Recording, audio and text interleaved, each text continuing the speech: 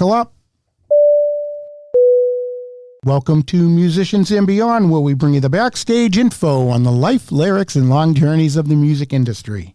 John Sarabian and Mark Lawhorn are your guests today. Mark, how you doing? Fantastic, John. How are you? It was nice of you to show up today. Thank you. Well, thank you. Thanks for getting the studio ready for me. It's as expected. You know, you kind of get the Howard Stern thing going. You walk in, everything's all set up, and, you know, your guests are here patiently waiting for you. I just want to say, you're right. I do have it like that. Yeah, it's not bad being Mark Lawhorn.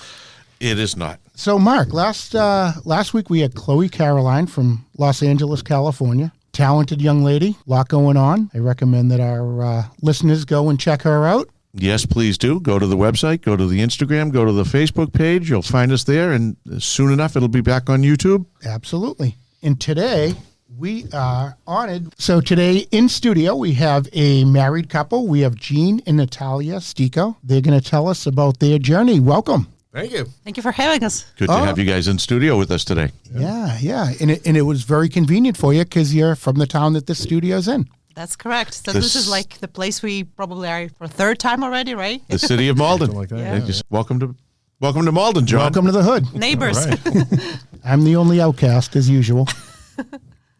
So, Natalja, you've been doing a lot of music, obviously. You were doing it since you were a little kid. Pretty much since I was born, but I don't remember that. So I start having my memories when I was like around 4 or 5. But, you know, you never know. Maybe when I was screaming when I was born, I was actually singing, but nobody knew about that. No one knew about it, but that's what was going on. Well, you really harnessed it well. You're making a good name for yourself in the area. Your main genre's in the opera. Yeah, I stick probably to the most complicated genre, but however, what I figured out, if you're able to sing opera, later you're able to adapt your voice to anything, what you're requested to sing. And why did you pick opera? It's a good question. Originally, I was, of course, a fan of any type of music which I enjoyed, so including pop, including rap, including Russian pop, which actually influenced my taste.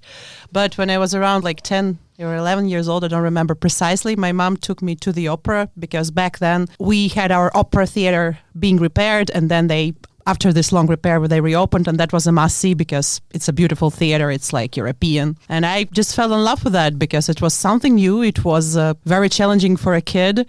And some people say like, oh my God, there are just people screaming on stage. I don't know why, but being a kid, I was like immersed so much that I understood what was the message of all that. Yeah, that's pretty interesting as a young kid to like opera. I mean, you don't hear that often. Exactly, yeah. That's pretty cool. I mean, like my kid doesn't like opera, so.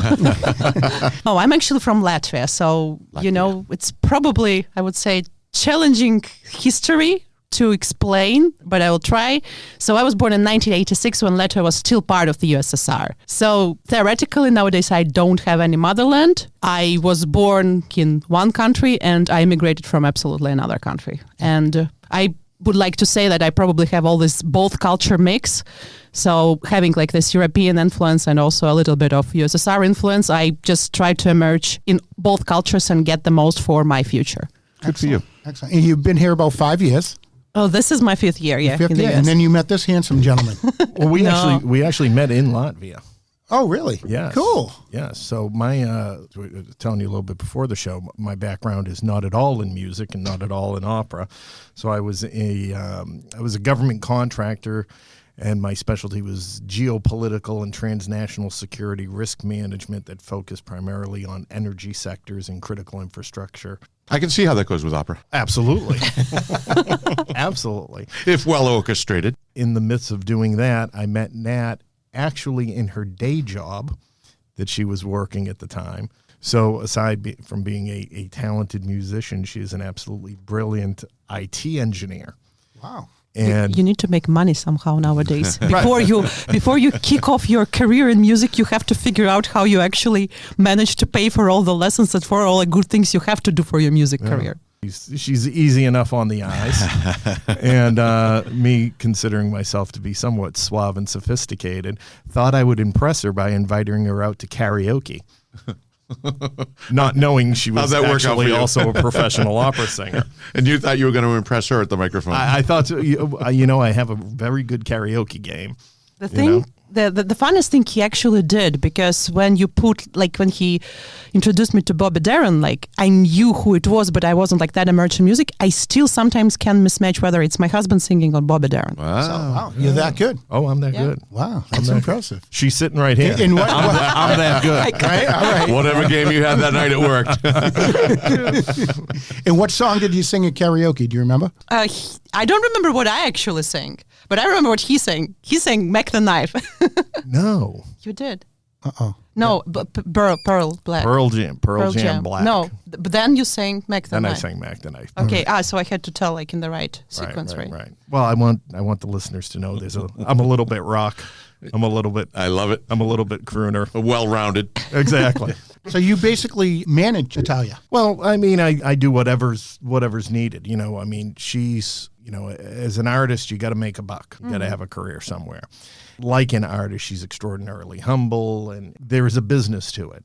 And so it's been a little, you know, it's a journey, because coming as an outsider and seeing her struggles, the struggles of her friends, you know, these extraordinarily beautifully talented people, kind individuals, you know, just the greatest people in the world. You know, a lot of them are artists, and they're horrible business people, and they undervalue themselves and all the rest of it. So, you know, I kind of took it upon myself to say, look, let's manage this like a business. If we're going to go to the U.S., like I said, we married here, we went back to Europe, we decided to come back to the U.S., and I said, if you're going to give music a serious shot, then we've got to manage it like a business, and we've got to think of it from that approach. And it's not easy, and you've got to work like an entrepreneur and all the rest of it. And so essentially, you know, I focus on setting that baseline of the business. You know, the decisions are hers to make. I'll lay out the options. I'll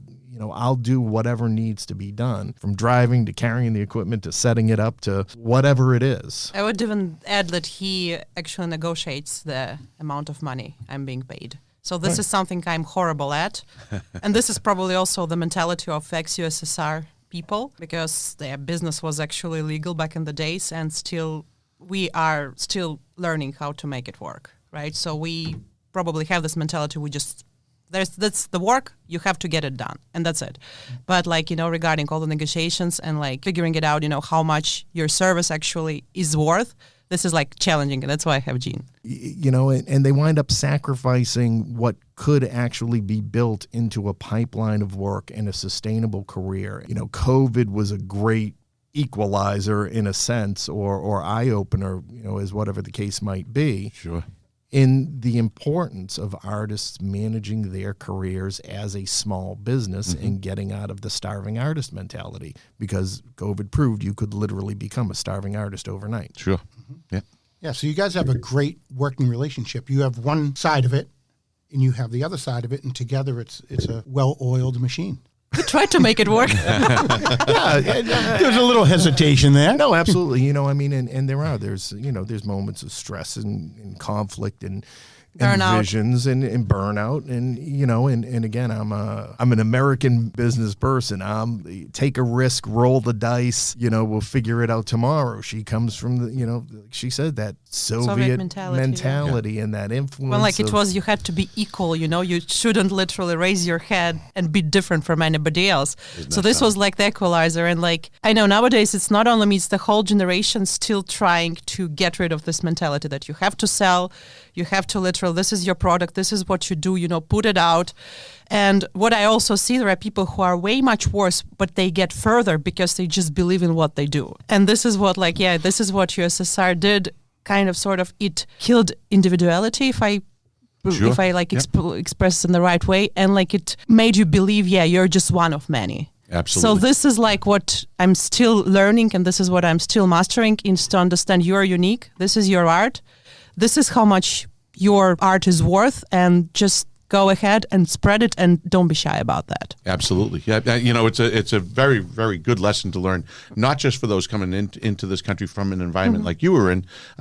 What we try and do is bring something to music and to musicians and people in the industry that give them some food for thought, so to speak. So for you, this is a great lesson for people who are out there struggling. They have an opportunity. Learn from what you've done. Learn from what you've done. And I guess in the music industry, there's a lot of people that end up as couples. You know, you work together so long, George and Tammy Wynette, you know, that story, right? It happens throughout music. People end up gravitating towards each other because they're so close. And how do you make that work? So this is your words today, hopefully will help some other musician along the way figure out where they're going in their path. I just think, you know, like I spend money and I spend money out of my pocket, you know, instead of spending money, maybe I can earn money.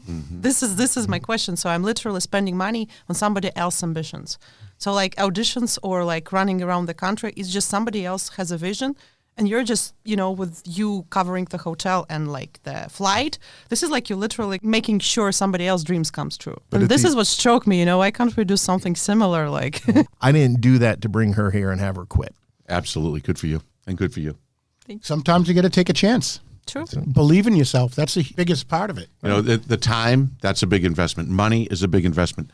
If you work at it long enough, the payoff's going to come. And that's it. You know, when we sat back and I said, you know, look, you got to stop trying to satisfy, you know, trying to guess or satisfy the visions of directors and managers and agents, and you know, trying to crack. There's no code to crack. Right. At the end of the day, when I sat back and I applied a lot of that to understanding the industry and what it was all about. And at the end of the day, I said, you know what you got to do? Just find your audience, right? Find 1,000 people who'll spend $100 a year on a ticket, your music, whatever. Find that first 1,000, and then find another 500 and another 1,000 and whatnot. I said, instead of trying to satisfy the different whims of everybody that you have to put yourself out in front of, find your audience, grow that audience, grow those people who are gonna, you know, not just spend the money on it, but they're supporting you. And they believe in you. Absolutely. And they're getting to know you, and they tell somebody else, and they tell someone else. And it's really making that connection. And once you have them and that connection's there, you're right, it spreads like a virus, and hopefully that spreads far and wide.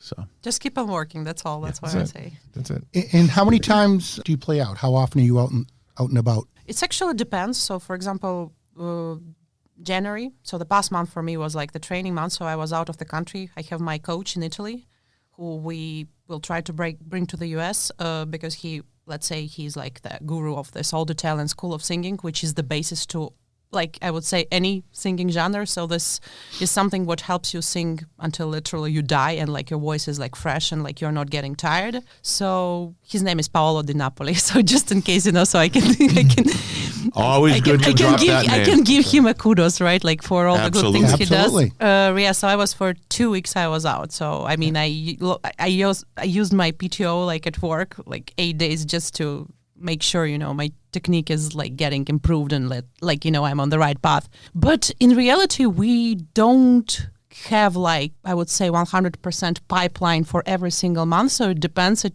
fluctuates all the time. So for example, December, so I had like 4 or 5 performances per December, but it's Christmas time. So make sure, you know, like you take into consideration that it might be 1 per month. It might be 0, but I think the most I had was like 9 or 10. Yeah. This is like the most. So yeah, even like if you work as a like international singer, like traveling, right? Like the most, I think like it's kind of challenging to say, but I think like more than 6-7 performances per month is very challenging, especially if you sing dramatic roles, because you just need time for your body to get back like on track. It's same as like marathon, right? So you can't run marathon and every single day. So you just need to give your body time to relax and restore the energy. That's right, all. because I'm sure doing a show takes everything out of you. Pretty much, yeah. You know, between your voice and your, you know, physical being and, you know, even mentally. Pretty much, yeah. Well, it's an emotional art. You've got to tap into that, and there's certain areas that resonate more than others, you know, and that's the beauty of opera. And you know, and I've been a fan, you know, since I was a kid. You know, don't get me wrong. Like I said, I don't come out of the world, but you know, I understand it, and that's always been my appreciation. So there are those times, you know, when she's doing particular pieces or in a particular environment, the emotion of that music resonates a lot more. And like you said, it sort of, you know, weighs on you mentally. Yeah. Mm-hmm.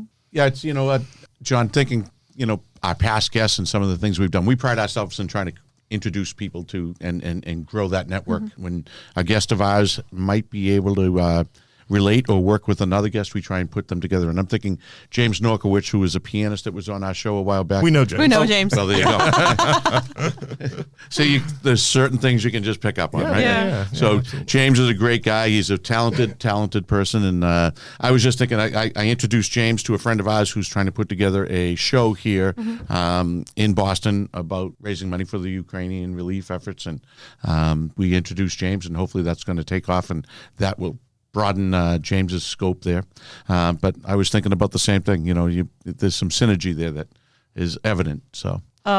So back in 2020, I released a single, and actually with the help of my husband, because he found the song. So that is called Requiem for a Soldier. It's from the TV series Band of Brothers. Oh, sure. Yeah, you probably know. It's like about World War II, which is probably a very close topic to everybody who comes from ex-USSR. And back then, for me, it was just a reminder to all of us that there are sacrifices everybody has to make from time to time. And for me personally, so both of my grandfathers, they were killed during World War II, and my grandmothers, they raised their kids by themselves. And in general, you take into consideration the fact that, like, my life now, so if my ancestors, they didn't die, they didn't lose their life, I might not even exist, right? And Ukraine was this breaking point, right? Because literally back in World War II, so those countries, like, yeah, it was USSR was one country, so like they were fighting like on one side, like together actually with Americans, right? Like, what's the worst about all that? Like, and I just wanted to do something like to support people of Ukraine, right? Because still, you know, after long it wasn't like long consideration, but I still think, you know, it's illegal to go and occupy another country, right? Because Ukraine like got independence in 91, and due to this song, we, like, with the help of the song and with the help of, like, what was it again? TAP Ukraine, right? It's called TAPS International. TAPS International, yes. So they, this organization, it helps military families all over the world, not only in the U.S. Financially, I believe, and both also morally, to overcome times when so that, like, if they lose a close one, right? Right. So the mission of TAPS is to support the families that are left behind of soldiers that get killed in combat, and so they do it certainly for, you know, Americans, but they also support the families of Afghani soldiers that served alongside Americans, and they have a branch, TAPS Ukraine, that supports the Ukrainian families who, you know, began losing people in Donbass in 2014. And, you know, they picked up and expanded that mission to current crisis. Yeah. Well, thank you for doing that for the military families. I mean, that's really nice. Yeah, so like I probably didn't tell like what's the thing about that. So like all the streaming money for the song, it was directly transferred to TAP Ukraine, and then Beautiful. That was the thing. Beautiful. And it seems like it really touches a nerve with you. I mean, I can see you getting a little emotional talking about it. I get emotional. It's like a very, I would say, emotional question to everybody who is from ex-USSR, because I don't even want to raise this topic, right? Because there are like families who fell apart because of that. Because older generation, they have their own point of view, and even if you prove like this is the proof, this is how it is, they will still have their own point of view. And I have seen families fall apart because of that. It's just all this controversy which is going on right now. Well, it's an emotional song. We would love to hear it if you would do that for us. Sure. Who never lived to see what you gave to me, one shining dream of hope and love, life and liberty, with a host of brave unknown soldiers, for your company we can live together.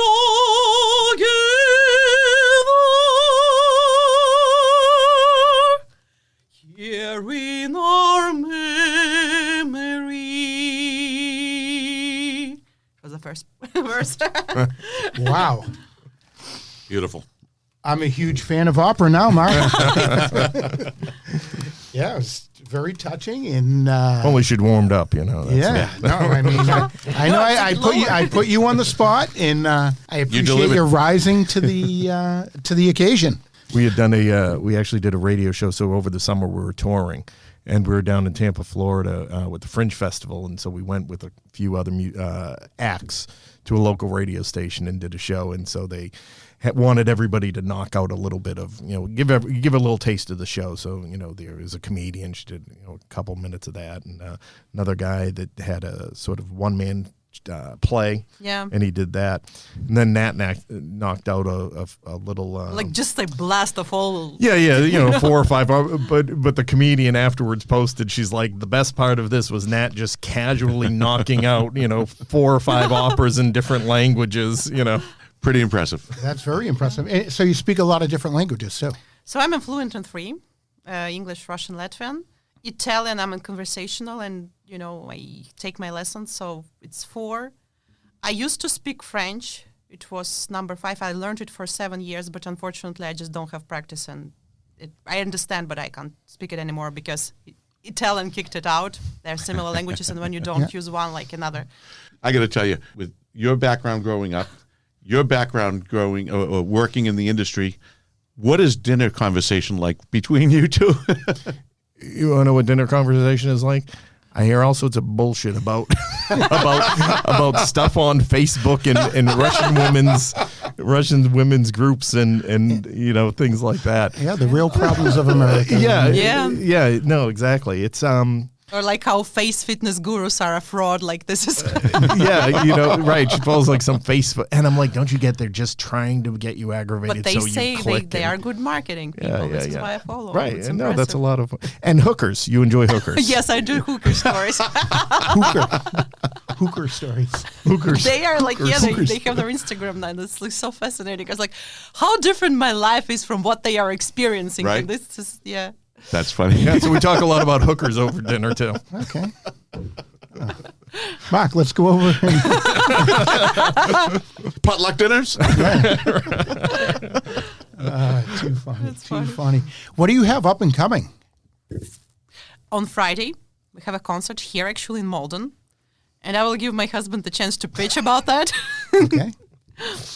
Right, so we're standing up an opera company here in Malden, so it's called Mystic Side Opera Company, and then we're having a performance. The performance arm of that will be known as Malden City Opera. And so Friday, February 9th, starting at 6 p.m., we're going to be over at the 339 Pleasant Street. It's the historic Wilbur Fisk Haven House. We actually have our eye on it as a permanent location for the opera company. So we're hosting a preview night / fundraiser and have invited some guests as well as made it available to the public. It'll be a small, intimate gathering. So it would be Natalja, a brilliant soprano from Virginia. Yeah, from Virginia. Jaden O'Dowd Cox. And then from Tewksbury, Mass., again, absolutely brilliant tenor, named Brian Landry. So the 3 of them, we're just going to do a recital of some of the big hits, all the hits from the 60s to 90s. That's the 1760s to 1890s. So we're going to and just give a little taste of what we want to do here in the city, with the opera company. And show off this tremendous talent and garner support, because we have a bigger vision as well for the future Arts and Culture Center and performing arts space there. The old courthouse. And there's beautiful places right here in the city. So I sort of have this slogan I'm working with: forget the Met. You don't need to go to New York City. Just smells like piss and pot everywhere you go anyway now, right? Forget the Met. We've got world-class talent right here in Malden. Yeah. You can get on a train from Boston or Cambridge, and you can come here to Malden. There's great restaurants. There's great cafes. Everything is here. And so we're, really pushing that forward. It probably goes back to my military days. I am fiercely loyal. I love it. And so when I'm here, I grew up in Somerville. I went to school at Malden Catholic, so I had that connection. My sisters lived here for over 30 years. And we love the arts community here. We love the city and what they do.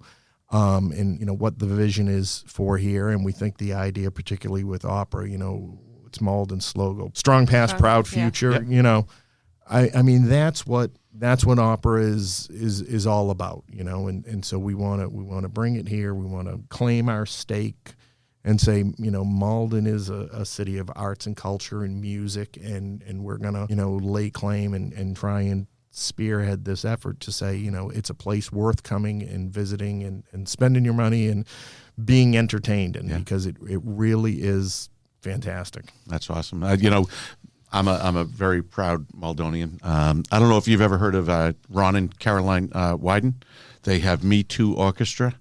Nope. They live here in Malden, so they have an orchestra based. Ron was Ron Burlstein, conductor for very high profile orchestra groups, and he came out and acknowledged that he had bipolar and was experiencing mental health issues, and from that he was dismissed from his platform. He was kind of shunned. He and his wife went out and started the Me Too Orchestra for any musician suffering from mental health issues. They have you come in and be a part of the orchestra, and through that, they have formed an incredible group. Something I think you two would really be cool about. And that's what the thing about this city. I mean, there is talent hidden in every corner. Yeah. And and that's good. If you notice, Nat glanced over to me because she knows with my military experience and whatever, I'm mental as hell. So, you know, I'm right there with you. Right. I am all on board with like that. In Malden, we met Santon. I don't know, like are you aware? So like the blind from birth. Pianist, blind and like autistic, amazing. He's on like the spectrum. It's just like wow. And he's such a brilliant musician. Honestly. You know, I mean, again, fantastic human being, brilliant musician, and right here in Malden. So everybody's I'm going to get you guys just introduced to the all orchestra together. because I know you've talked about how, you know, opera can bring relief and calming to a person, and I know it's a big thing for you to use it that way and to help people, you know, with issues, and this might be another great opportunity for synergy. They've performed over at the Senior Citizen Center for, you know, a couple of times, and it's I'll send you their information, and I'll make sure you guys get introduced to them, because I think there's something really, really great there, especially with what you just mentioned, what your core belief is in what the city has. You're going to be amazed. Yeah, that'd be great. That would be wonderful. Yeah. You know, and as you said, the idea of, you know, the healing. And as I mentioned, we toured over the summer. We did a small, you know, 45-minute production. I advertised it to nobody in the opera community. Didn't want anybody here. This was about engaging people who had never had the experience of seeing opera or you know, being as close. We did some small intimate theaters and all the rest of it. And it was just about this idea of unplugging, right?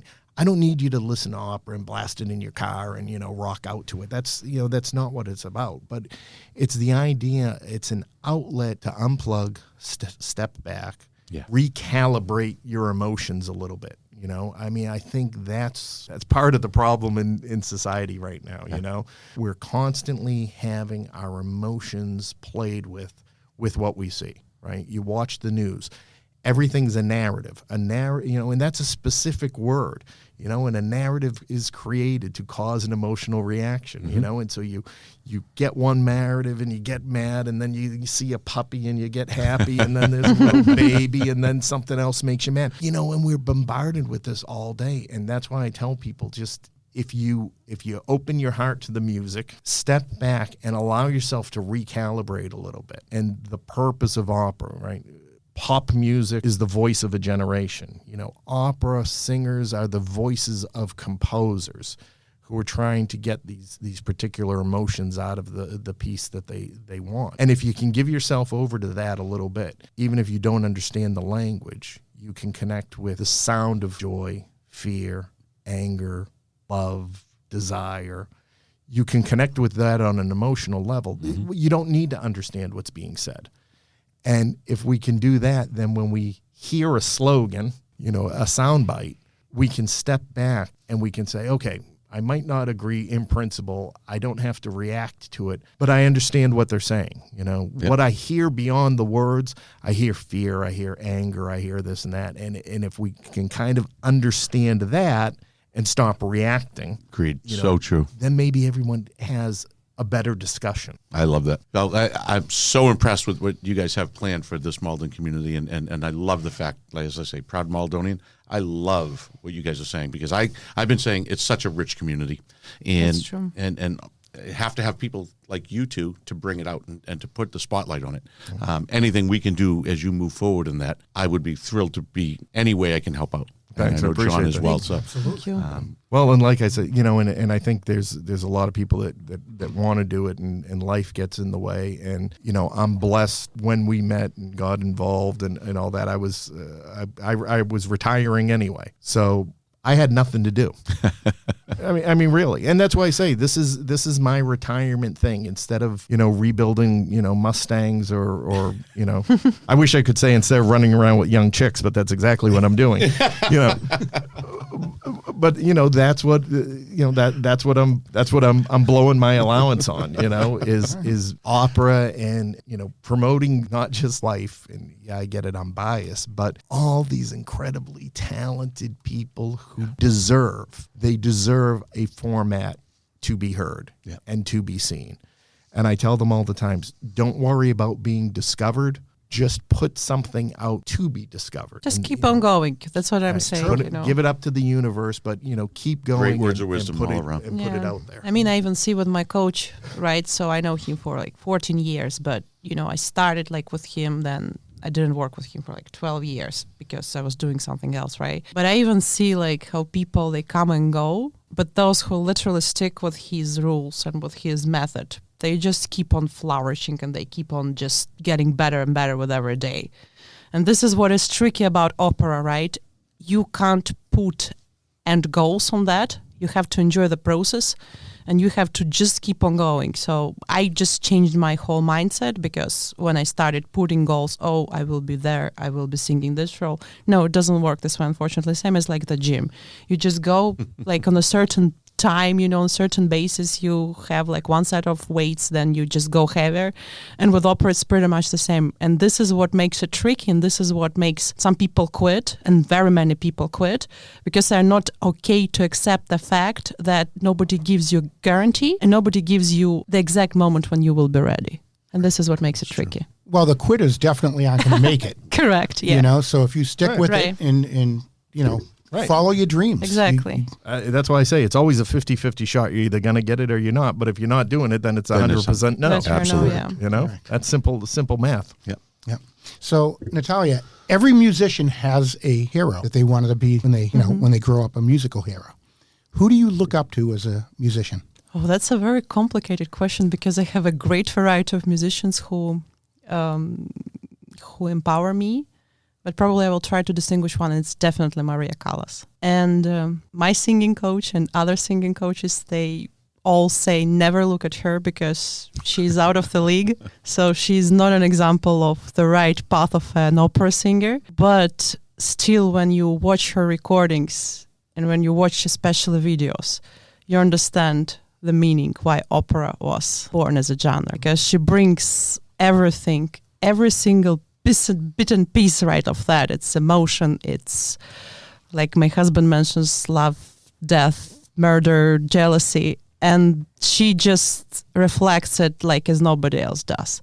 Yes, she might have some vocal imperfections only because she went all in, but for me, I think she inspired a great bunch of singers who came after her, and still nobody can even be close to what she managed to accomplish. And so I think there's a tendency, or there's a conflict of sorts in the industry between wanting to just be artistic, but also understanding that it's still entertainment. And I say this all the time. I said, I'll ask the two of you, what's your household budgets for art? Ours is pretty significant.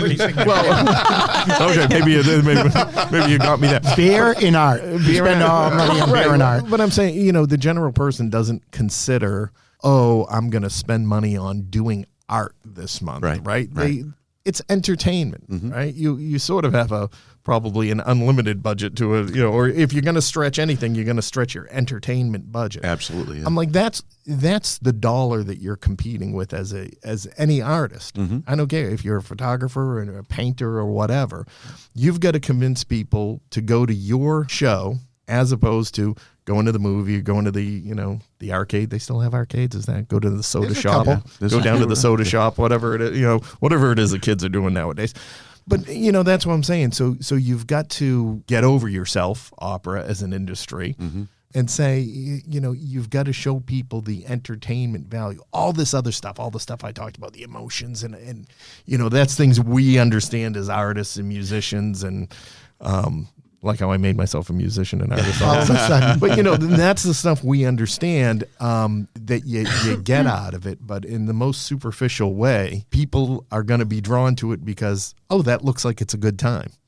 And, it's interesting. I've never thought about it in this term, but in the terms you just mentioned, there's a mold, and they all seem to want to try and fit that mold. And what's lacking there is the genuine personalities of the people, and we're not getting that. And I think if opera and the industry went that way, more people would be reflecting on the artists themselves and who they are. Correct. and buy into that because they're who they are. And that's the funny thing about it. I say it all the time, there's a discussion, is opera dying? No, opera isn't dying. It's slowly killing and strangling itself. Yeah. And you see people, and I laugh about it all the time because, again, I look at some of these singers who are trying to be everyman, right? They're trying to, I'm just like the average person and da-da-da-da-da. And you can tell you're not. You're trying to give an impression, just be yourself. If you're, an arrogant, wish I could say it, then you just can say anything on here. then just be it. But because otherwise you just look like an annoying. You embrace him for who he is. Right. Okay, you're the arrogant asshole. All right, we get that, Right. and that might be part of it. He fits a different bill than this one, and that now you have genuine personalities being true to each other. Yeah, but when you're trying to be all things to all people, that's where the disconnect comes, and when sort of an outsider looks at it, and they don't feel that genuineness. And I think, again, correct me if I'm wrong because I'm impartial, I think that's part of, Natalja's appeal. And I say to her all the time, I watch the audience, when she's performing, and I watch how they respond and react to you. And, she is just genuinely loves what she is doing, and it comes out. And I think, again, true for any kind of musician, when you're not trying you have to do it. to be, when you're just being yourself and just having the passion, it comes through. And I think she and a lot of these other singers, I've talked about, are just extraordinary at it. Yeah, so it's interesting. I'm kind of a rock and roll guy. Mark's a little bit country. And I saw you on some post somewhere, and that's where I reached out. I was blown away. I'm like, this is a genre that I've never really touched upon. And I mean, you kind of drew me into it.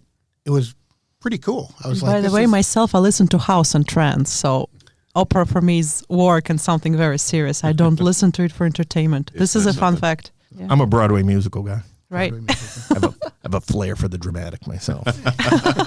There you go. You get a lot of good stuff in the works, and you got a good man behind you here with some great advice. I mean, you definitely seem like you know what you're talking about. Yeah. Extract that sound bite and give it to me. I want to make it my ringtone. He's more than a pretty face, as we always say. And you, without a doubt, have the talent.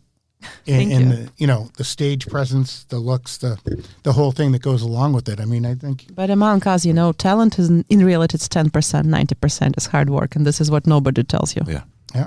Well, keep up that 90% hard work try. because it's going, and keep all the positive energy going. And So John mentioned something, that how he found you was on a post somewhere. And where can we find you? That's a good point.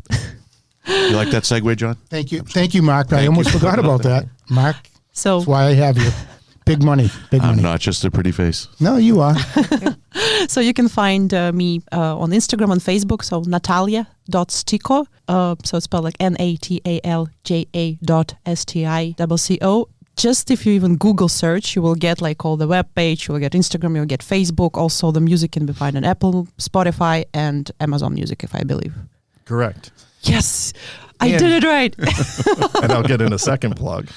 And if you want to find her and more of the artists that we work with at Mystic Side Opera, you can go to discovertheopera.com, or if you're a rebel, you can do fthemet.com. I love it. Forget the Met. fthemet.com. So it's not that. So yeah, you guys get some fantastic plans in the works. We can't wait to see where this takes us and takes you guys. I mean, it's really exciting, Mark. Yeah, I'm really excited to hear and to watch what happens and watch it flourish here in Malden. I'm dying to see it draw in people to our community. As you say, we've got great restaurants. We've got great community here. Great people. The community's been super supportive, and you know, we're just very grateful, I think. For, I think for everything. one of the things that makes Malden special is how those businesses do give back. You know, we have some very big and strong charities here, but the business community gets in there and supports them. But that's what I tell all the time, right? And even especially in the operatic world, just stay together, because when people are together, right, like there will not be that many good singers who can't find work. But if you combine efforts, right, you can kill it and you can nail it. This is what people don't get. It's not about competition anymore. It's about collaboration.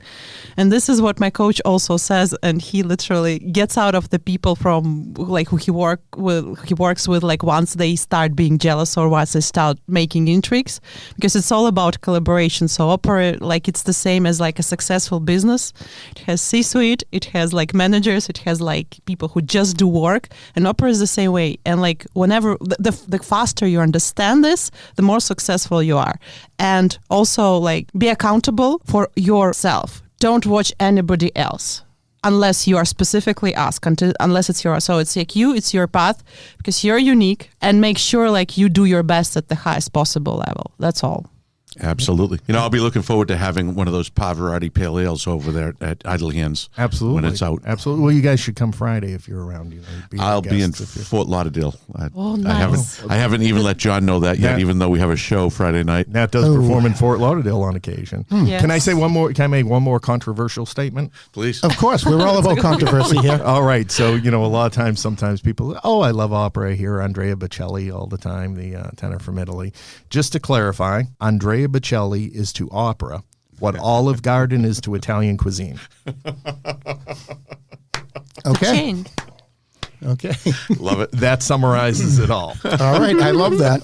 That is awesome. Thank you for coming in, sharing your talents, and thank you for what you do for the community and, you know, giving back and donating and fundraising and everything. I mean, that stuff is huge. And, you know, we really recommend that all our listeners go and check you out, download some of your music on every major platform.